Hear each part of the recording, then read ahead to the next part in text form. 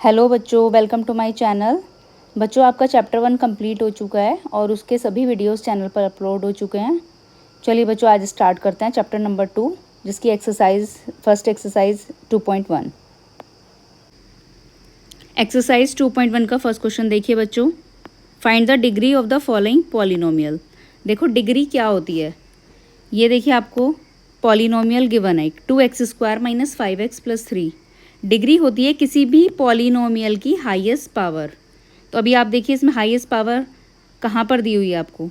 ये देखिए 3 टर्म है आपके पास, 2x² - 5x एंड 3। इसमें वेरिएबल कौन से है? वेरिएबल x² है और x है। इन दोनों में से किसकी हाईएस्ट पावर है? x² की। इसकी हाईएस्ट पावर कितनी है? 2, तो इसकी डिग्री होगी 2। इसी तरह बच्चों सेकंड क्वेश्चन देखिए। सेकंड क्वेश्चन y³ + 2y - 1, इसकी डिग्री क्या होगी? तो देखिए इसमें हाईएस्ट पावर क्या दी हुई है आपको? y³ 3, तो इसकी डिग्री क्या होगी? 3। इसी तरह बच्चों थर्ड क्वेश्चन देखिए, आपको एक पॉलिनोमियल दिया है -9, इसकी डिग्री क्या होगी? इसमें बच्चों वेरिएबल ही नहीं है। इसको हम इसकी इक्वेशन को हम ऐसे लिख सकते हैं -9x⁻0, इस तरह से लिख सकते हैं। तो इसकी डिग्री क्या हुई? Highest power. किसी वेरिएबल की हाईएस्ट पावर उसकी डिग्री होती है, तो इसका वेरिएबल हिडन है। वेरिएबल हिडन आपका x⁻0 होगा। x⁻0, तो इसकी डिग्री कितनी हो गई? 0। इसी तरह बच्चों फोर्थ क्वेश्चन देखिए, 4z - 3, इसमें आपको वेरिएबल क्या दिया हुआ है? z की पावर कितनी है? 1 ही इसकी हाईएस्ट पावर है, तो 1 ही इसकी डिग्री होगी। Question number 2, right the polynomials of degree 1, 2 and 3। बच्चों हमें पॉलिनोमियल्स बताने हैं जिसकी डिग्री 1 हो, जिसकी डिग्री 2 हो और जिसकी डिग्री 3 हो। तो देखिए बच्चों, सबसे पहले हम डिग्री 1 वाला करेंगे। तो डिग्री 1 में देखिए, डिग्री 1 कैसे होगी पॉलिनोमियल में? यानी हाईएस्ट पावर 1 होनी चाहिए। तो देखिए हमने 4x + 2 लिखा है। इसी तरह बच्चों हम 3x + 1 लिख सकते हैं, 5x + 2 लिख सकते हैं, 7y + 1 लिख सकते हैं। हाईएस्ट पावर सबकी 1 होनी चाहिए। देखिए हाईएस्ट पावर x⁻1, y⁻1। इसी तरह बच्चों डिग्री 2 में देखिए बच्चों 7y² + y + 1। वेरिएबल आप कुछ भी ले सकते हैं, जैसे कि 3x² + 2x + 1, 3a² + 5a + 7। इसी तरह बच्चों डिग्री 3 में भी आप इक्वेशन बना सकते हैं। इसमें हाईएस्ट पावर 3 होनी चाहिए। तो अभी आप देखिए 5x³ + x + 5। स्किप भी कर सकते हैं आप कोई टर्म, और कंटिन्यू सारी टर्म भी रख सकते हैं, जैसे कि 2x³ + x + 1, या फिर 3x³ + 2x² + x + 2। आप सारी टर्म भी रख सकते हैं। इसमें x² के टर्म स्किप भी कर सकते हैं, लेकिन आपकी हाईएस्ट पावर 3 ही होनी चाहिए। डिग्री 2 में हाईएस्ट पावर 2 ही होनी चाहिए, इससे ज़्यादा नहीं होनी चाहिए। इससे कम वाली पावर आप ले सकते हैं। और डिग्री 1 में आपकी हाईएस्ट पावर 1 ही होनी चाहिए। क्वेश्चन नंबर 3 देखिए बच्चों, what are the coefficients of x² and x³ in the polynomial.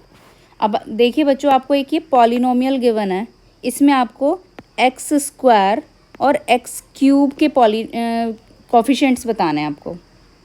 तो अभी आप देखिए कोफिशिएंट होते क्या हैं। कोई अगर आपकी इक्वेशन है 2x² + 3x + 1, अगर इसमें आपको x² का कोफिशिएंट बताना है, तो आप क्या बताएंगे? x² के साथ जो भी लिखा हुआ है नंबर, वो आप इसका कोफिशिएंट होगा। यानी x² का कोफिशिएंट क्या होगा? 2। आप इस टर्म के अकॉर्डिंग देखिए। तो इसी तरह बच्चों इस टर्म में x² का कोफिशिएंट क्या होगा? ये देखिए x² के टर्म आपको क्या गिवन है? 6x²। तो x² के साथ आपको क्या है? अब साथ में क्या है आपके? 6। तो इसका कोफिशिएंट क्या होगा? कोफिशिएंट ऑफ x² आपका 6 होगा। इसी तरह बच्चों x³ वाली टर्म आपकी क्या है? -3x³। अब x³ के साथ आपको क्या गिवन है? -3।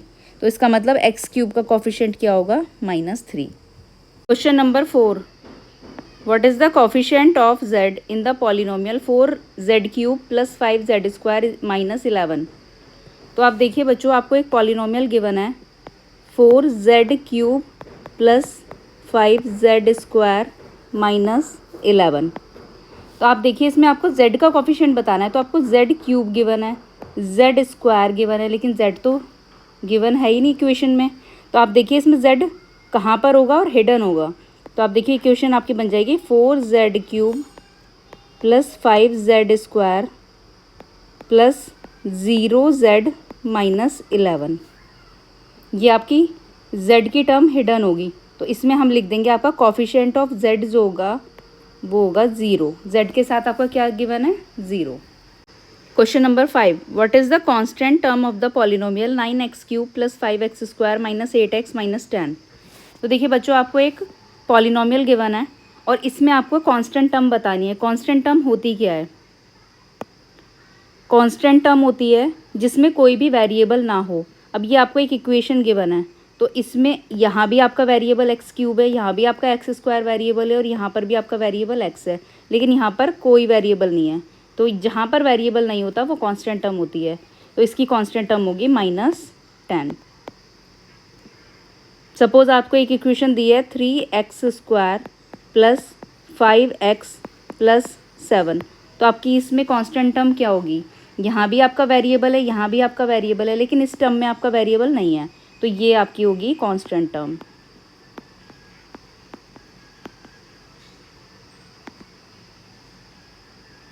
बच्चों आपकी एक्सरसाइज 2.1 कंप्लीट होती है। अगर आपको कोई डाउट है तो कमेंट कीजिएगा। नेक्स्ट वीडियोज़ में हम आपको मिलेंगे एक्सरसाइज 2.2 के सॉल्यूशंस के साथ। आपको अगर वीडियो अच्छा लगे तो चैनल को लाइक और सब्सक्राइब कीजिएगा। थैंक यू बच्चों।